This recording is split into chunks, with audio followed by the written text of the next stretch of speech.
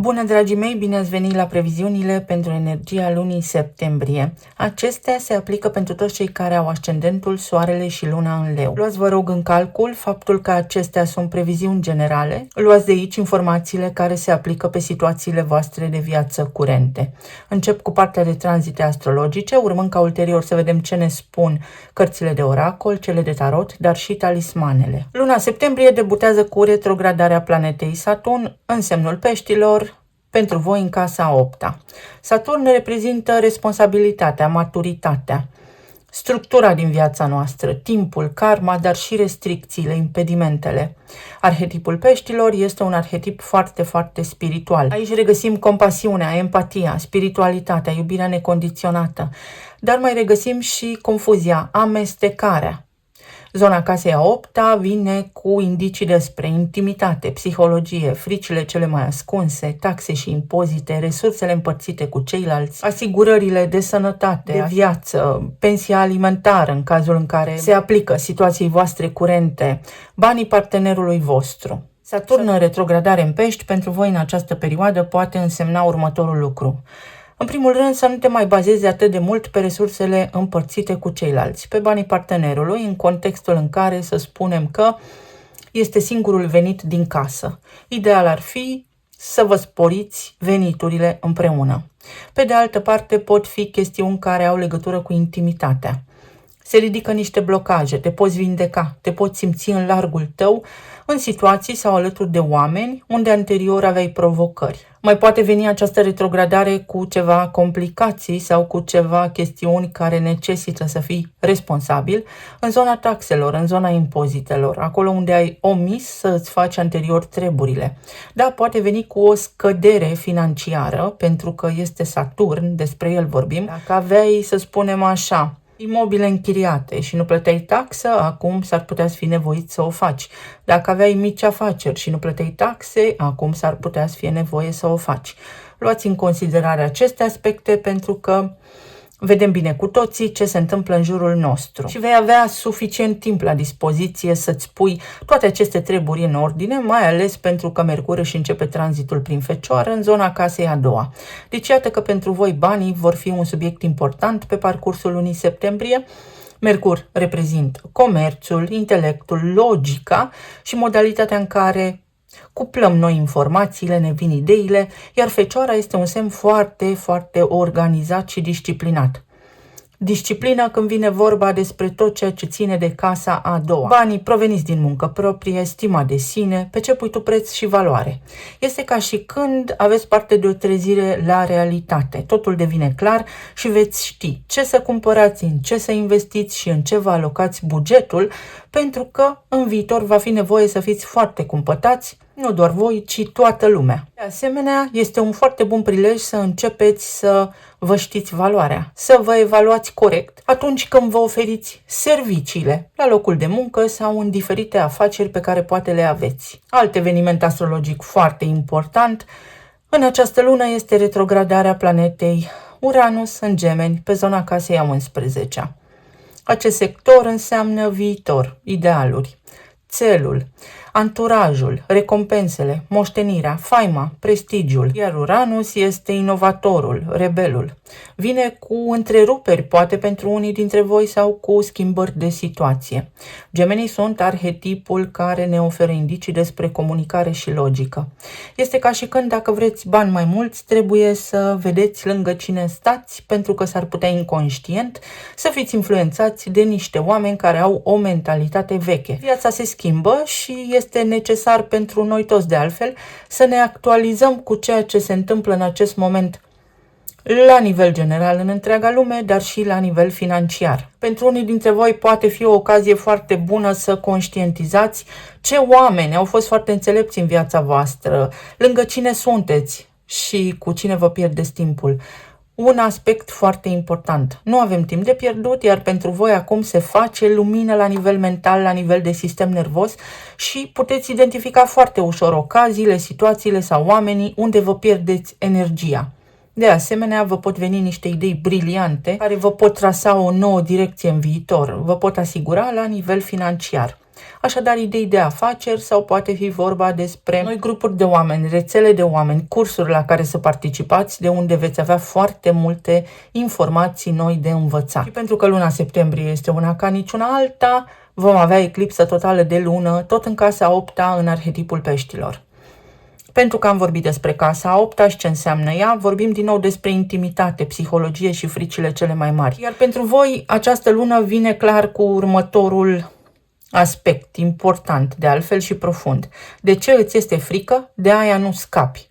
În consecință, dacă ai niște frici, evaluează-le, înțelege-le și vindecă-le.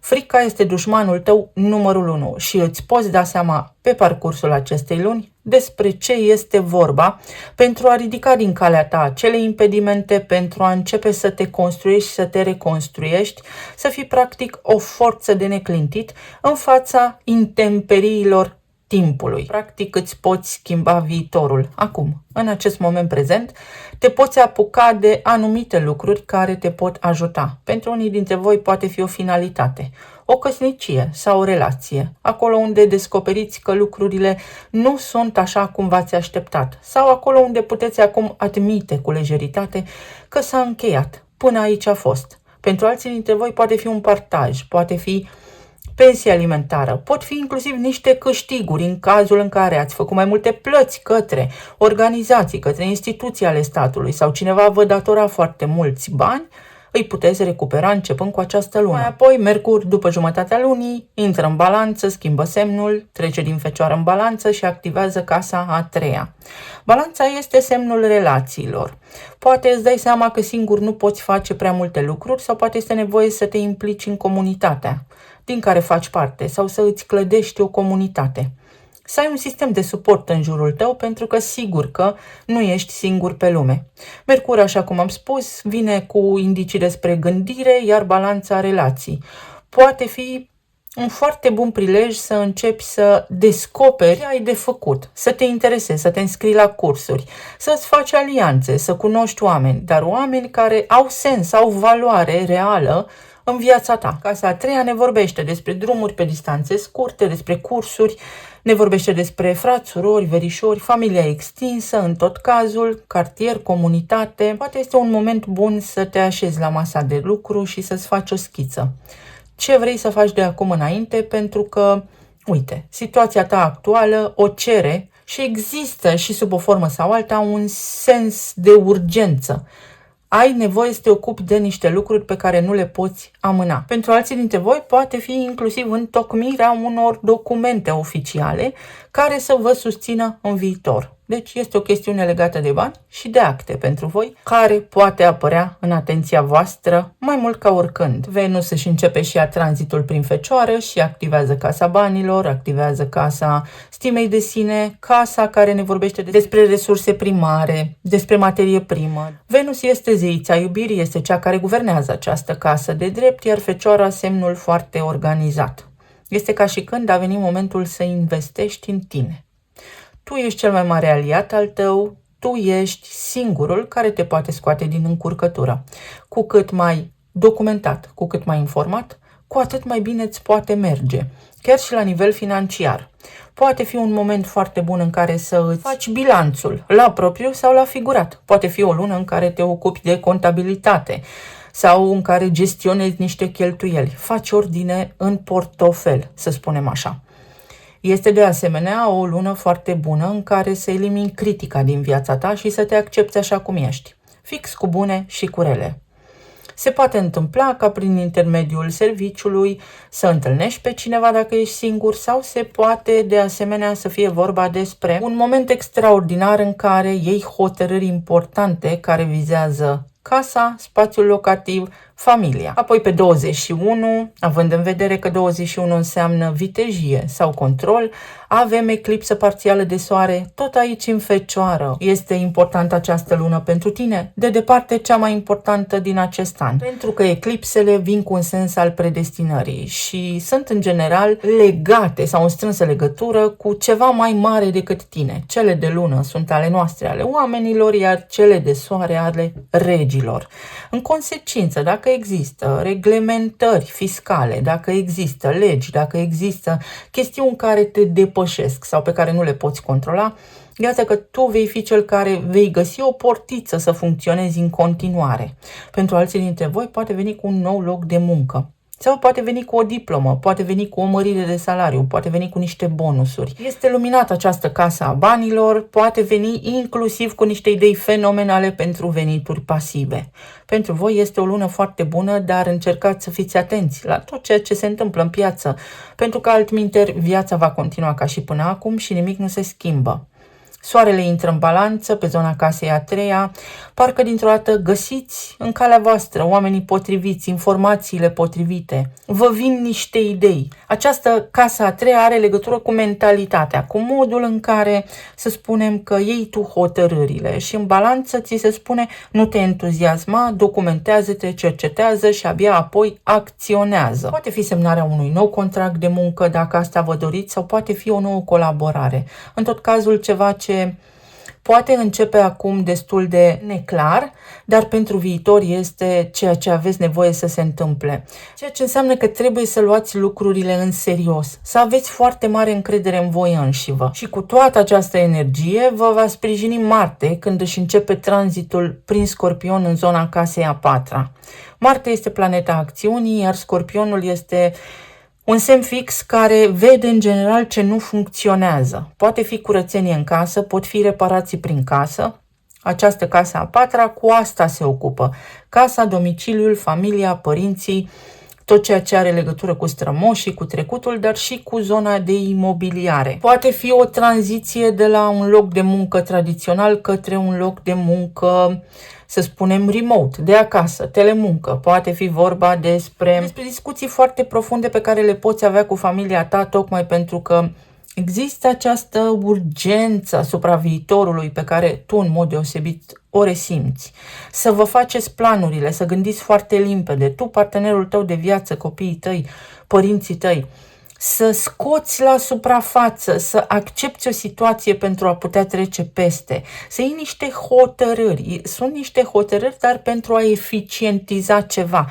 Nu este ceva ce te impactează într-un mod negativ, ci ți se cere acum atenția, ești cumva împins de la spate, să devii foarte eficient, foarte lucid și să iei niște decizii foarte clare, foarte realiste pentru a-ți optimiza viața. Să vedem mai departe ce ne spune oracolul. Este o lună serioasă pentru voi. Uite, avem aici o seceră, concentrare, regenerare și eliberare. Să tai de pe listă cheltuielile inutile, să tai de pe listă ocaziile în care poate procrastinezi, să tai de pe listă neîncrederea și să ai mai mare încredere în tine pentru că poți realiza foarte multe lucruri începând cu această lună septembrie pentru că este sezonul eclipselor.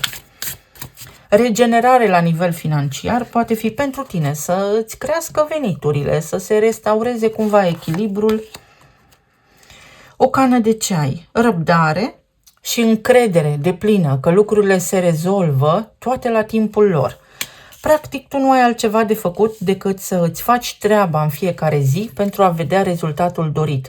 Însă nu pe scurtătură, pentru că nu vor funcționa lucrurile așa, cel puțin pentru voi cei cu arhetipul leu foarte predominant în hartă.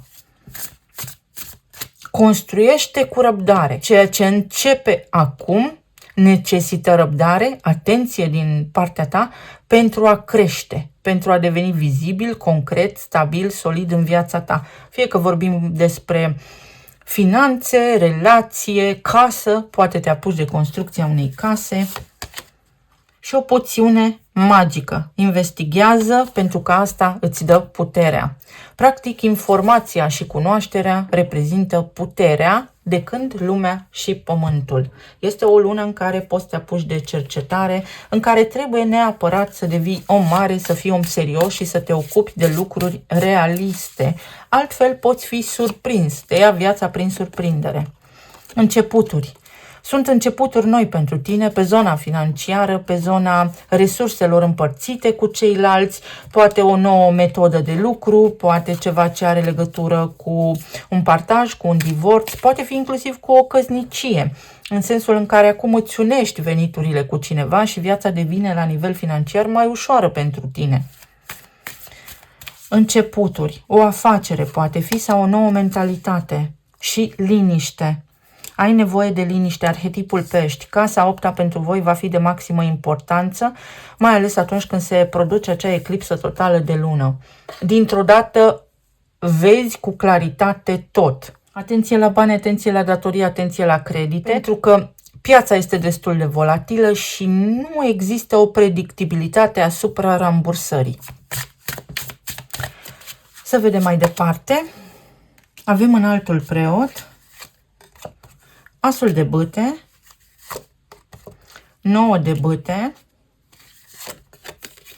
puterea, frumos, și pajul de cupe. Frumos, frumos, frumos. Foarte bine, foarte bine. Nu te da bătut. Chiar dacă ai mai încercat, chiar dacă ai fost încercat de anumite situații, chiar dacă ai trecut prin multe, asta nu înseamnă că se termină totul aici. O poți lua de la început și de această dată ca o forță, ca o putere, ca o autoritate. Pentru aceia dintre voi care vreți să progresați într-un anume domeniu de viață, este important să aveți o diplomă. Asta așa, la o primă vedere. Să deveniți foarte buni în ceva sau să cercetați foarte bine, legal, înainte, sau să cercetați foarte bine informațiile pe care urmează să le utilizați.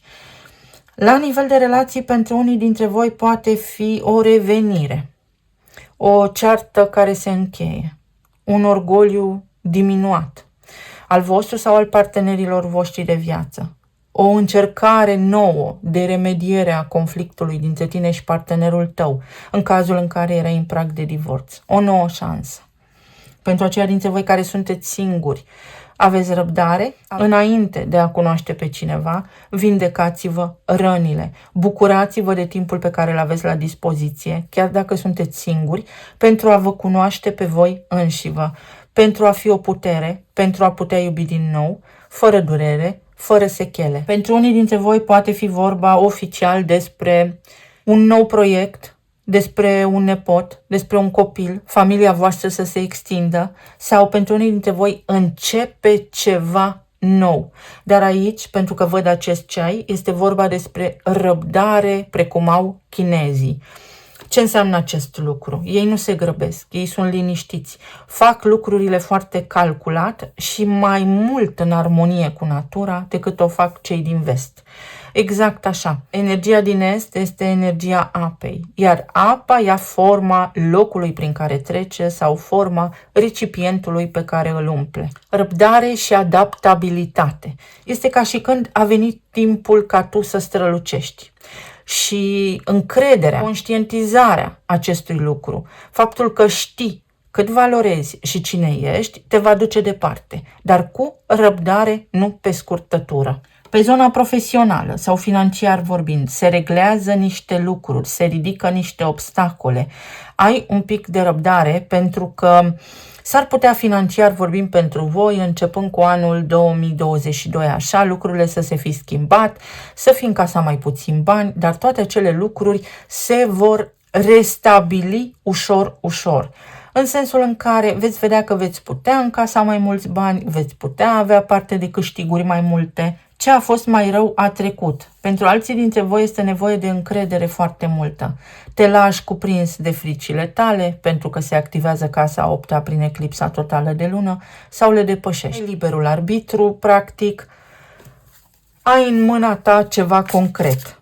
Ce e în mână nu-i minciună. Dar crezi asta? La nivel medical vorbind, este nevoie să te ocupi de sănătatea ta. Pentru voi sănătatea nu este neapărat un aspect important în această lună, dar este nevoie de hidratare. Voi fiind un semn de foc, aveți nevoie de apă pentru a funcționa în parametrii normali. În consecință, puteți să vă uitați pe zona de suplimente alimentare, pe zona de electroliți, să vă asigurați că în permanență sunteți hidratați.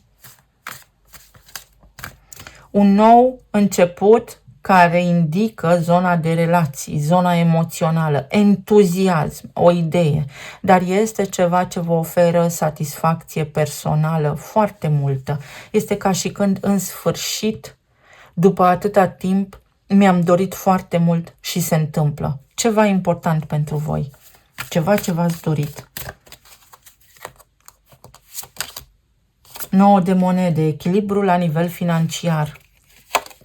4 de monede. După o luptă, ce este al vostru este pus deoparte. Recuperați ceva, respirați ușurați, vă este bine. Steaua. Trebuie să vă trasați obiective, să aveți curaj, să visați măreți, să vă faceți noi planuri de viață sau să le reevaluați pe cele pe care le aveți, pentru că poate exista un moment de reconversie profesională sau un moment care produce o schimbare majoră în viața voastră și va fi nevoie de adaptabilitate. Și îndrăgostiții, o lună extraordinar de bună pentru alegeri, o lună în care puteți face pace cu trecutul în cazul în care ați fost răniți, o lună în care puteți să semnați noi contracte de muncă, o lună în care unii dintre voi vă puteți căsători inclusiv, o lună în care puteți cunoaște pe cineva dacă sunteți singuri. Atenție că aveți o rezistență, aveți o gândire fixă, o mentalitate care vă împiedică să vă găsiți un partener. În consecință, în această lună puteți deveni mai flexibili, mai maleabili, mai drăguți, mai empatici, pentru că așa veți atrage mai ușor pe cineva sau cineva se poate apropia de voi. Este aici cineva cu gânduri serioase, o persoană pe care o puteți cunoaște acum, care are stofă de relație stabilă. De asemenea, este o lună foarte armonioasă când vine vorba despre inspirație. Inspirație să faceți niște lucruri care au legătură cu casa, care au legătură cu rutina voastră, care au legătură cu căsnicia sau cu planul financiar. Începe ceva nou pentru voi sau ar trebui să înceapă pentru că voi deschideți aceste oportunități. O tornadă. Foarte interesant. O schimbare neașteptată.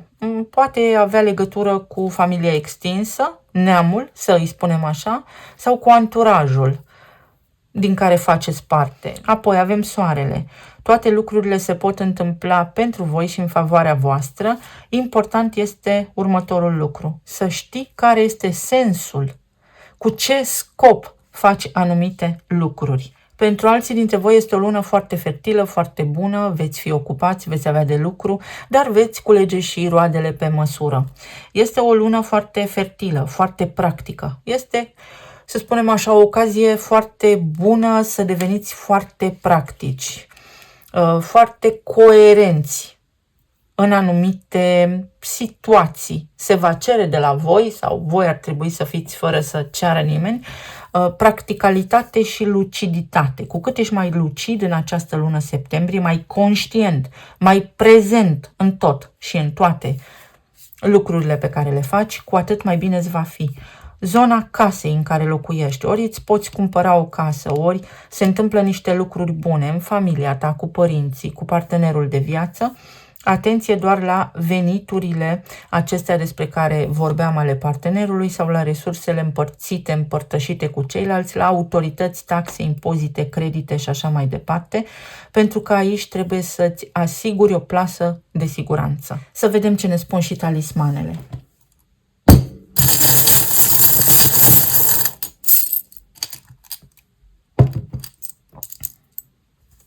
O surpriză.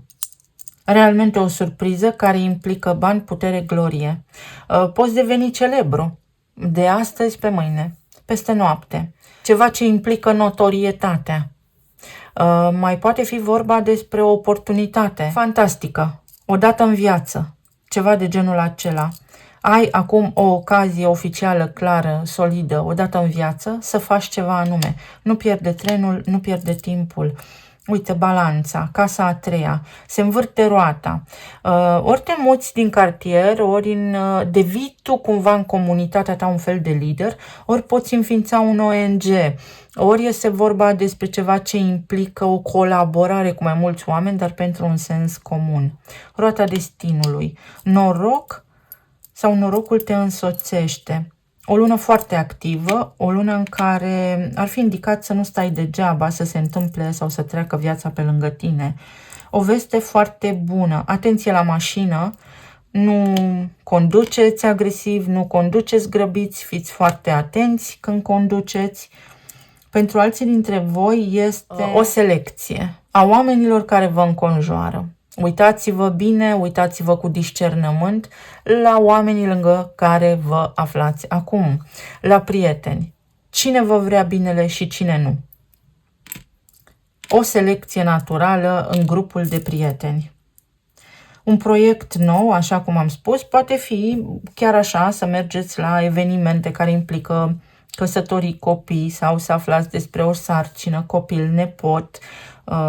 Poate fi ceva de genul acesta sau crește încrederea voastră. Aveți mai multă forță. Deveniți independenți sau ar trebui să lucrați la independența voastră.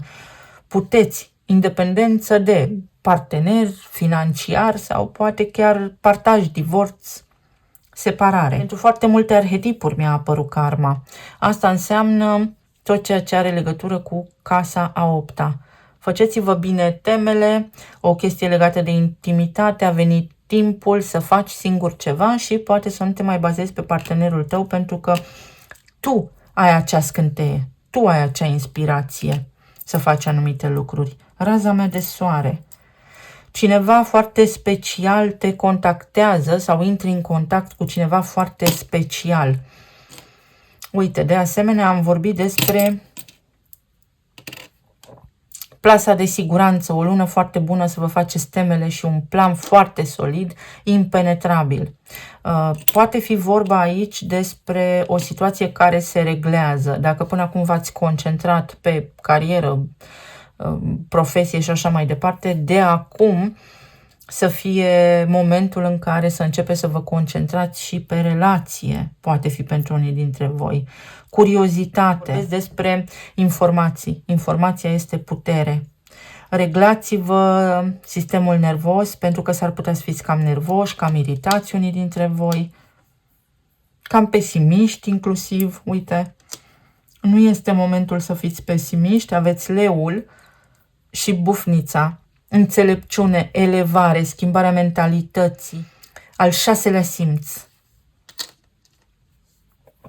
Poate pentru unii dintre voi luna martie este important aici, poate aveți planete prin berbec sau prin pești, iar pentru alții dintre voi se repară vocea, ori sunt provocări pe zona de tiroidă sau pe sistemul endocrin și ar trebui să evaluați acele provocări, să vă vindecați, să încercați să vă cunoașteți corpul, ori este vorba despre faptul că dintr-o dată vocea voastră va fi auzită peste mări și peste țări, practic veți avea putere, dar în argument. Nu ridicați vocea, întăriți-vă argumentul. Vă mulțumesc foarte mult. Vă doresc să aveți o lună septembrie excepțională, să fiți bine sănătoși și iubiți oriunde v-ați afla în această lume și să ne reauzim cu bine și data viitoare. Pa, pa!